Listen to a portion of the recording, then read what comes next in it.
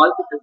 நன்றி. ரயில் படம் சூப்பரா இருந்துச்சு. ரொம்ப நன்றி. எல்லாருக்கும் ஏற்றுக்கக்கூடிய தமிழ் மக்களுக்கான இறக்கம் படமும் பாத்தீங்கன்னா ஒரு எல்லா ஆடியன்ஸுக்கும் சூப்பரா இருக்கு.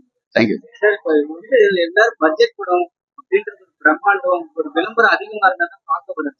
இந்த டைட்டிலுக்கே பல பேர் பார்க்க வந்திருக்காங்க. அது என்னன்னு இந்த படம் சரியான ஒரு ஸ்கிரிப்ட், ஸ்ட்ராங்கான ஸ்கிரிப்டை கையில வச்சுக்கிட்டு டெக்னீஷியன்ஸ் எல்லாம் பெரிய பெரிய டெக்னீஷியன்ஸ். இது அவ்வளவு தூரம் சின்ன படம்லாம் கிடையாது. ஏன்னா Theni Eswar cameraman, editor Nagooran editor, S A Janani music, Rajesh Sasindharan ஒருத்தர் சிங் சவுண்ட் எல்லாம் சின்ன படத்துக்கு தயங்குவாங்க யூஸ் பண்றதுக்கு. நாங்க அதெல்லாம் பண்ணியிருக்கோம். ஸோ இது ஓரளவு பெரிய படம் தான். நடிகர்கள் தான் நடிகர்கள் புதுசு. ஒரு 27 நாள்ல ஷூட் பண்ணி முடிச்சிட்டோம். ஏன்னா ஸ்கிரிப்ட் கரெக்டா இருந்ததுனால திட்டமிட்டபடி ஷெட்யூல் பண்ணி முடிச்சிட்டோம். ரொம்ப நல்லா பண்ணிட்டோம். அதை குறிப்பிட்ட நாள்ல முடிச்சதுனால ரொம்ப இலகுவா இருந்துச்சு அதெல்லாமே. மற்றபடி படம் பார்க்கும்போது இந்த படத்தோட ரிச்னஸ் தெரியும். பிரம்மாண்டம்ங்கிறது வெறும் வேடிக்கை காட்டுறது இல்ல.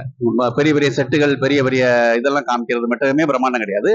உணர்வுகள் பிரம்மாண்டமா இருக்கணும்னு நான் நினைக்கிறேன். இந்த படம் காட்டுகிற உணர்வு இருக்கு இல்லையா, இந்த உணர்வு மிக மிக பிரம்மாண்டமான உணர்வு. அதுல சின்ன படம் பெரிய படம்லாம் இல்ல, சின்ன படங்கள் மிகப்பெரிய பிரம்மாண்டத்தை காட்டக்கூடிய படங்கள் நம்ம பார்த்திருக்கோம். வேர்ல்டு கிளாசிக்ஸ் எல்லாம் அப்படிதான் இருக்கு இல்லையா. சோ நான் உணர்வுகளை பிரம்மாண்டமா காட்டணும்னு நினைச்சிருக்கேன். ஓரளவு பண்ணியிருக்கேன் நான் நம்புறேன். முக்கியமான காட்சிகள்லாம் முதல்ல ரிஹர்சல் பார்த்து ஒர்க் ஷாப் பண்ணி நல்ல ப்ரிப்பரேஷனோட தான் போனோம். ஏன்னா அவங்களுக்கு கேமரா கொஞ்சம் போகணும், இயல்பா இருக்கணும் இல்லையா. குறிப்பிட்ட நாள்ல முடிக்கணும்னா அங்க அவங்க தடுமாறக்கூடாது இல்ல. சோ முதல்ல எல்லாமே ப்ரிப்பேர் பண்ணி தான் அவங்களை கூட்டிட்டு போனோம். அதுக்கான டைம் எடுத்துக்கிட்டோம். பொதுவாக சக மனிதன் மேல அச்சப்படுறது இருக்கு இல்லையா, அது சமூகத்துக்கு நல்லது இல்ல. ஒரு நல்ல சமூகத்துல ஒரு மனிதன் சக மனிதனை பார்த்து அச்சப்படவோ வெறுக்கவோ மாட்டான். இல்ல வெற்றிமாறன் முதல் முறையா படத்தை பார்த்துட்டு அவர் இந்த படம் ரொம்ப சோல்ஃபுல்லா ஆன்மாவை தொடர மாதிரி இருக்கு அப்படின்னு சொன்னாரு. திருமுருகன் சுசீந்தர்லாம் என்னுடைய சினிமா பயணத்துக்கு வழிகோலியவர்கள். திருமுருகன் சார் படத்துலதான் முதல்ல நான் டயலாக் ரைட்டர் அறிமுகமானேன்.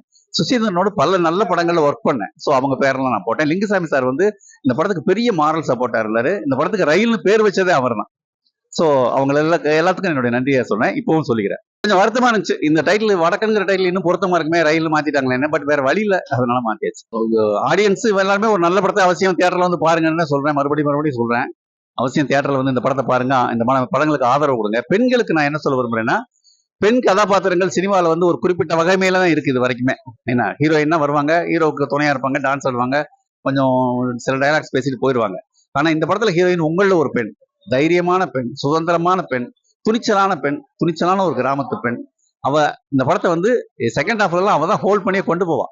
அதனால இது உங்கள ஒருத்தருடைய படம், அவசியம் பெண்கள் பாருங்கன்னு சொல்றேன். நார்த்ல இருந்து வேலைக்கு இங்க வரவங்க வேலைக்கு வராங்க, நம்ம அவங்கள எல்லாம் பார்த்து வெறுக்கிறாங்க. இவங்க வந்ததால நம்மளுக்கு வேலை இல்லை அப்படின்ட்டு அது மாதிரிலாம் எதுவும் நினைக்காம வரவங்க நம்மளும் இங்க வேலை செஞ்சு அவங்களும் ஒரு குடும்பமா மதிக்கணும். இப்போ வரவங்க அவங்க குடும்பத்தை விட்டு இங்க வேலைக்கு இது வராங்க.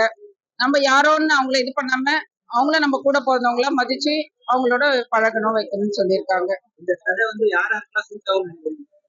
இப்போ வேலை இல்லாம வேலைன்னு இப்ப இளைஞருக்கு சுத்தின்னு இருக்காங்க. அவங்க மாதிரி இருக்கிறவங்க பார்த்தாங்கன்னா அவங்களுக்கு ஒரு பொறுப்பு வரும்.